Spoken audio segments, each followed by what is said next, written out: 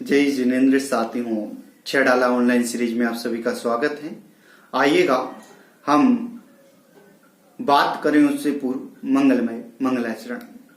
तीन भुवन में सार बीते राग विज्ञानता, शिव स्वरूप शिवकार नमोति योग समाहि की।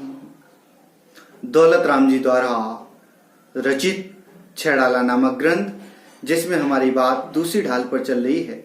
दूसरी ढाल में भी गृहीत मिथ्या दर्शन की बात चल रही थी।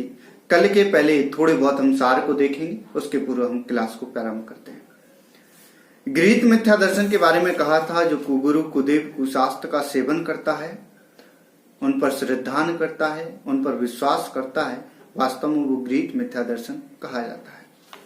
फिर बात की थी कि गृहीत मिथ्या दर्शन के पूर्व कुगुरु क्या कहलाता है, तो कहा कि जो अंतरंग में रागादि भाव से सहित होते हैं, बहिरंग में अंबर आदि को धारण किए रहते हैं, धन आदि को धारण किए रहते हैं, जो अनेक भेष आदि को धारण करके अपने आप को महंत बताते हैं, वास्तव में वह कुगुरु कहलाते हैं। ऐसा हमें जानना चाहिए।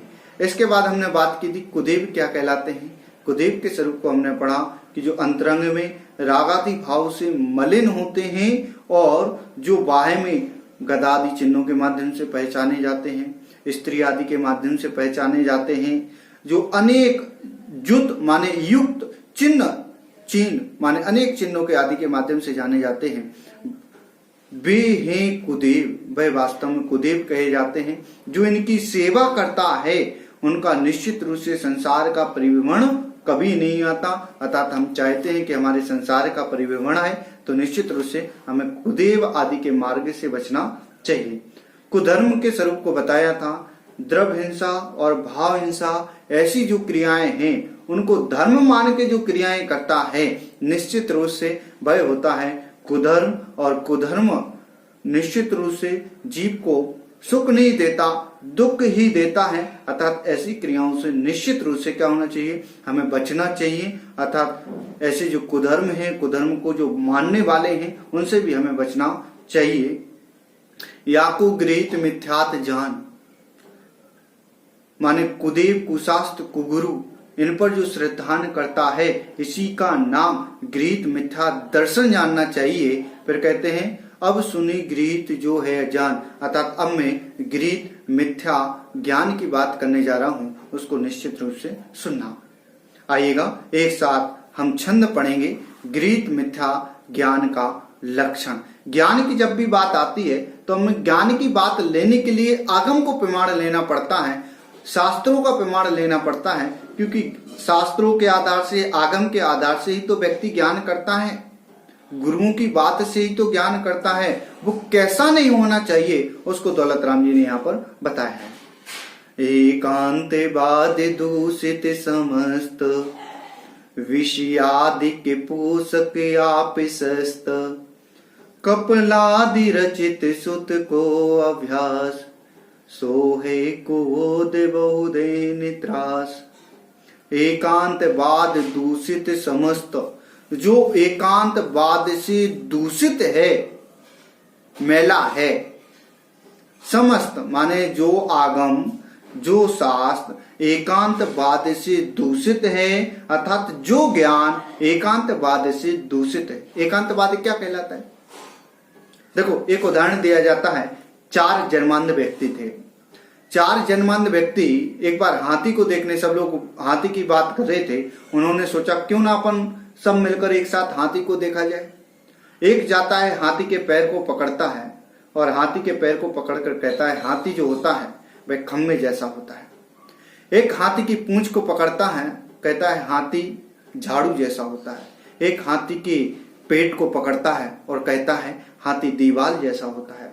एक हाथी के कान को पकड़ता है और कहता है हाथी सूपे जैसा होता है। यदि वो चारों व्यक्ति यही है, अन्य नहीं है, कि हाथी को मात्र खम्बे जैसा ही मान लिया जाए, अनुरूप नहीं माना जाए, उनकी जो 3 व्यक्ति जन्मांध थे उनकी बात को नहीं माना जाए, तो क्या हाथी के स्वरूप को जाना जा सकता है?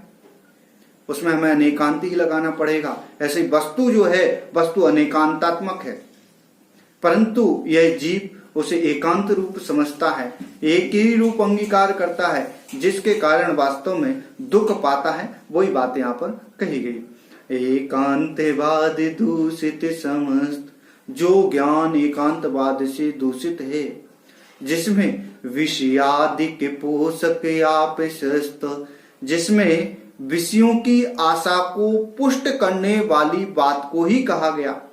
विषयादिक, विषय की बात को, पांचों इंद्रियों के जो विषय हैं उनकी बात का ही पोषण करने वाली बात को कहा गया। उनसे निकलने के लिए नहीं कि खाओ पियो मौज करो। मौज तो करेगा परंतु कमाएगा कैसे, आजीविका कैसे चलाएगा? उसके लिए तो कर्म करना पड़ेगा ना, और कर्म के साथ धर्म भी तो करना पड़ेगा। इसको गौण करता है।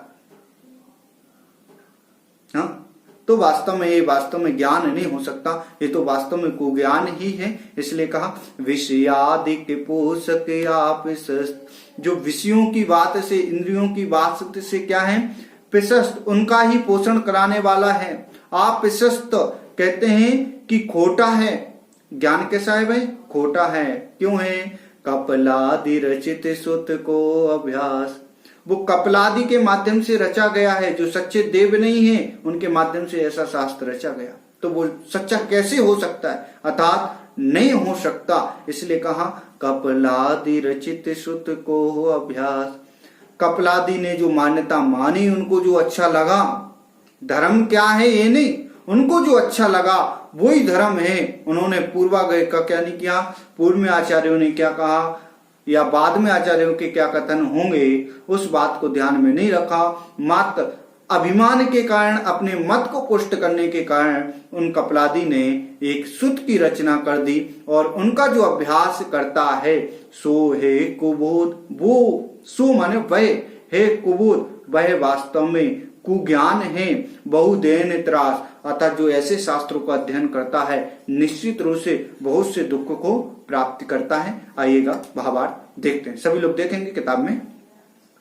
एकांतवाद से दूषित, इंद्रियों के विषय का पोषण करने वाले कपलादियों द्वारा रचित समस्त सुत का अभ्यास गृहीत मिथ्या ज्ञान कहलाता है। और गृहीत मिथ्या ज्ञान निश्चित रूप से अनंत दुख को देने वाला है, अर्थात बहुत से दुख को देने वाला है, ऐसा हमें जानना चाहिए। कुशास्त्र कैसा होता है? तो कहा रागी द्वेषी जो कपलादि आदि हैं इनके द्वारा रचित होता है, एकांतवाद से दूषित होता है, विषयों की बात को ही पुष्ट करने वाला जो होता है, और खोटे मार्ग पर लगाने वाला जो होता है, वास्तव में वो कुशास्त्र होता है। एकांतवाद क्या कहलाता है? तो कहा वस्तु जो होती है वो अनेकांतात्मक है। जैसे अब पेन है, मैं आपसे पूछता हूं, मैं पूछूं पेन कैसा होता है? पेन लिखने वाला होता है, पेन का कलर होता है, इसको स्पर्श किया जाता है, अनेक बता सकते हैं कि नहीं, इसकी अनेक गुण हो सकते हैं। परंतु कोई कहे नहीं पेन तो मात्र लाल ही है, अनुरूप नहीं होता पेन, ये एकांतवाद है। इसलिए कहा वस्तु में अनेक धर्म होते हुए भी किसी एक धर्म का आग्रह या उसको ही मानना, वह वास्तव में एकांतवाद कहलाता है। और जिनागम कहता है जो ऐसे एकांतवाद को मानता है वह निश्चित रूप से कुज्ञान कहलाता है या मिथ्या ज्ञान कहलाता है। गृहीत मिथ्या ज्ञान के बारे में बताया, जो एकांतवाद से दूषित हो, जो विषयों की बात को ही पुष्ट करता हो, कपलादि द्वारा जो रचित शास्त्र हैं उनका ही पोषण करने वाला हो, वास्तव में वह कुशास्त्र कहलाते हैं, ऐसा हमें जानना चाहिए।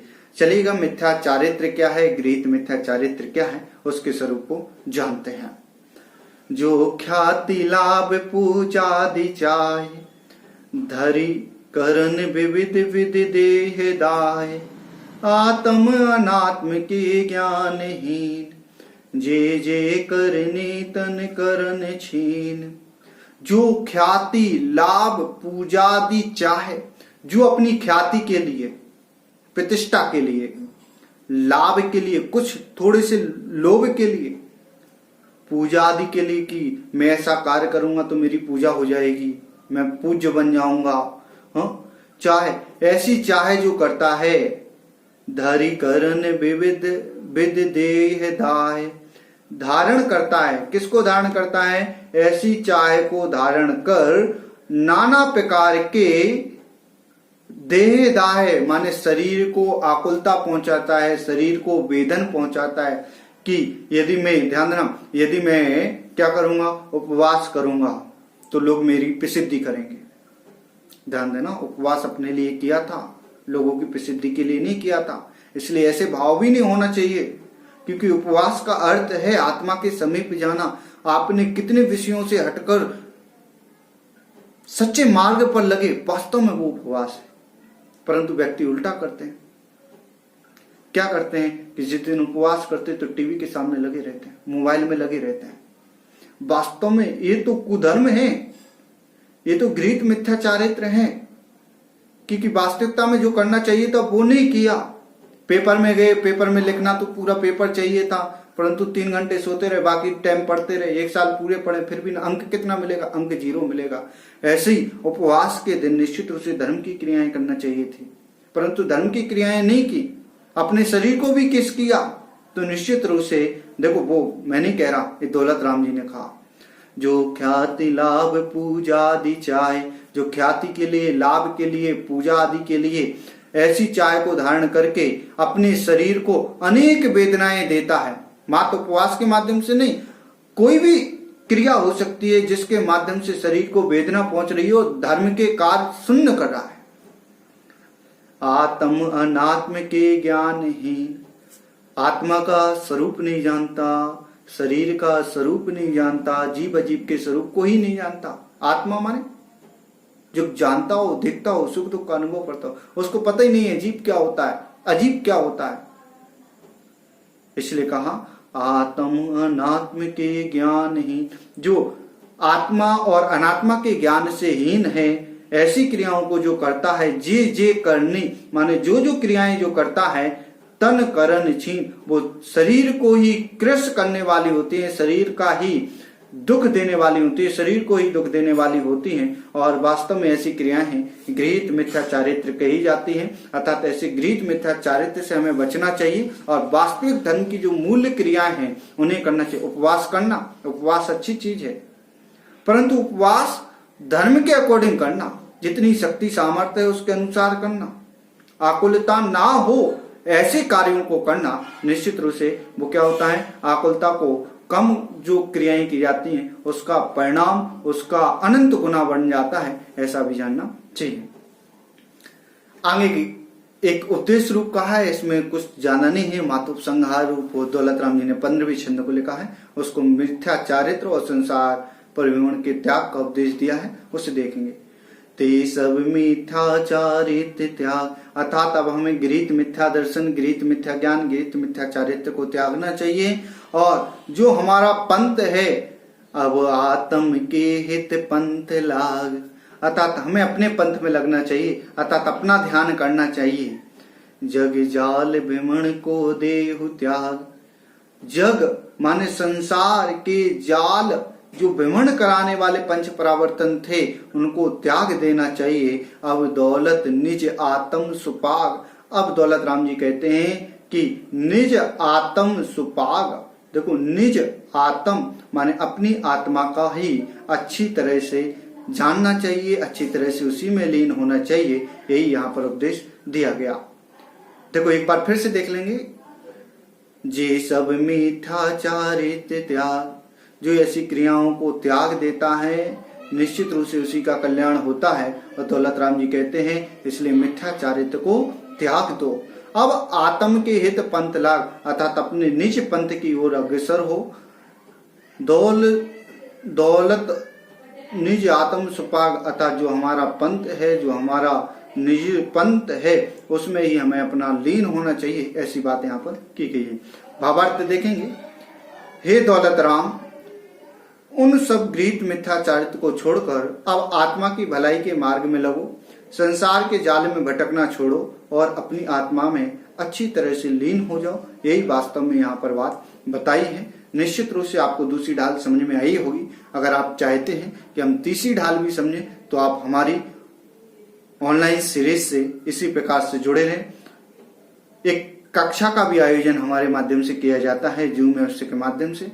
आप उस जूम ऐप्स से भी जाकर 7 बजे होती है कक्षा। निश्चित रूप से आप हमारे व्हाट्सएप नंबर से भी जुड़ सकते हैं 8058191296। इस पर आप जैसे ही मैसेज करेंगे तो आपके पास क्लासें भी फॉरवर्ड हो जाएंगी, आपको ग्रुप से भी जोड़ दिया जाएगा। साथ ही साथ थोड़ा सा बहुत जो शुल्क है और उसको भी यदि आप देना चाहें तो दे सकते हैं, नहीं तो क्लासों का तो लाभ निश्चित रूप से आप लें। जय जिनेंद्र।